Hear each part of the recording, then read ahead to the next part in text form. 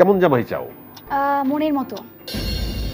মনের মতো মনটা কেমন চায়? মিডিয়াতে এখন তুমি নাটক করছো। জি, নাটক করছি। তোমার দুই একটা নাটকের নাম বলো। এমন জামাই চাই, ডোন্ট কল মি পিচ্চি, মিস ক্রাশ। ওকে, আর বলো না। ওকে। কেমন জামাই চাও? মনের মতো। মনের মতো মনটা কেমন চায়? মনটা চাই হচ্ছে একদম মানে মনটা যেটা চাই সেটাই চাই। ওকে, ধরো শাকিব খান, আরিফিন শুভ, সিয়াম তিনজন বিপদে পড়ে তোমার কাছে আসছে। ওকে।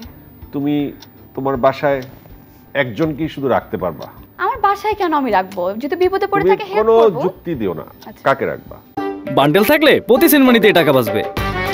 বিকাশ সেনমানি বান্ডেল কিনে জিতুন প্রতি লেনদেনে। আমি রাখবো না, ওকে বলবো যাও। এত নিষ্ঠুর তুমি?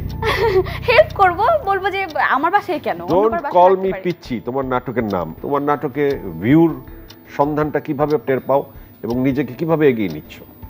সবসময় দুইটাকে আলাদাভাবে দেখি। হিট হচ্ছে সেই জিনিসটা যেটা হচ্ছে আমার জেনারেশন বাদেও আজ থেকে 10 বছর পরও সেই মানুষটা সেই মানে আমার ছেলে মেয়ে হোক বা 10 বছর পরে যে কোনো মানুষ দেখে বলবে যে না কাজটা সুন্দর, আমি মনে করি সেটা হিট। এবং ভাইরাল হচ্ছে যেটা এই জেনারেশনে পছন্দ হবে বা এই জেনারেশনে ভিউ হবে প্রচণ্ড ট্রেন্ডি যেটা আর কি, সেটা এই জেনারেশন পর্যন্তই থাকবে, পরে থাকবে না। আমি পছন্দ করি আমি যদি হই হিট হব এবং আমি ওই পথে হাঁটছি, অভিনয় নিয়ে থাকতে চাচ্ছি, অভিনয়ে ভাইরাল হতে চাচ্ছে তোমার চারপাশে এমন কয়েকজনের নাম বলো। অনেক, সবাই তো হতে চাচ্ছে। কেউ হিট হতে চাচ্ছে না তোমার মতো? চাচ্ছে, তারা হিটও হতে চাচ্ছে, ভাইরালও হতে চাচ্ছে।